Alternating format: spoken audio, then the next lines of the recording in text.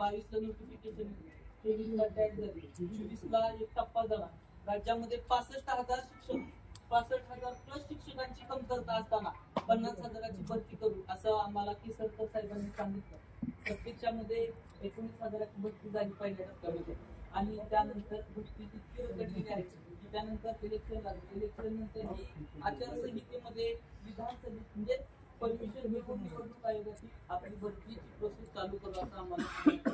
कारण मुलांनी वेळोवेळी आणि त्या उपोषण केलं. त्या उपोषणामध्ये मी स्वतः दादांचा आणि आमचा नेहमीचा परिचय आहे. ते म्हटले की तुझ्या मागे मुलं नाही तर या शिक्षण क्षेत्रातल्या शिक्षक भरती बघण्याचा दृष्टिकोन इतका विचित्र झालाय की मी जर म्हटलं ना, आज मी सातारा जिल्हा स्पर्धा परीक्षा समन्वय समितीचा सातारा जिल्हा बीएड स्टुडंट असोसिएशनचा पश्चिम महाराष्ट्राचा अध्यक्ष आहे.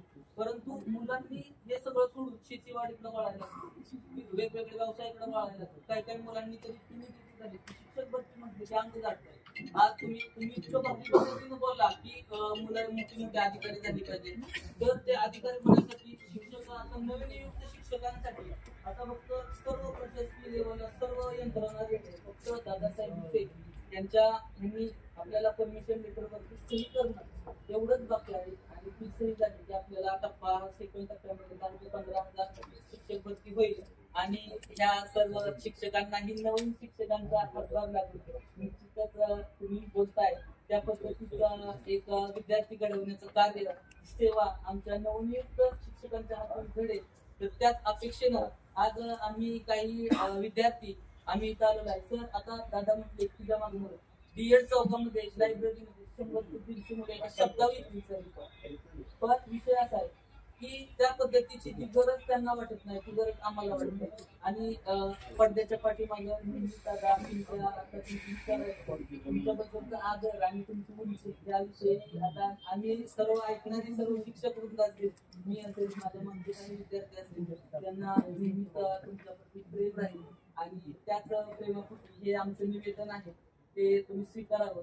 आणि दादा भुसे साहेबांना एक कॉल करून आमचा जो सेकंड टप्पा आहे तो लवकरात लवकर घडवून नगरपालिका, महानगरपालिका, जिल्हा परिषद, त्याचबरोबर खाजगी संस्था या सर्व ठिकाणी नवनियुक्त शिक्षकांना सेवा करण्याची संधी मिळावी आणि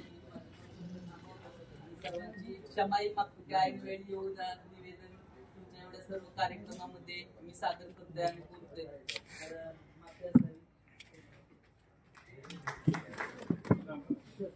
तर माझे गुरुवारी कुंभार सर, चोरवले सर हे आहेत, त्यांनी पुढे यावं. मॅडम या काही माझी भरतीची करणारी मुलंही पाठीमागं आहेत.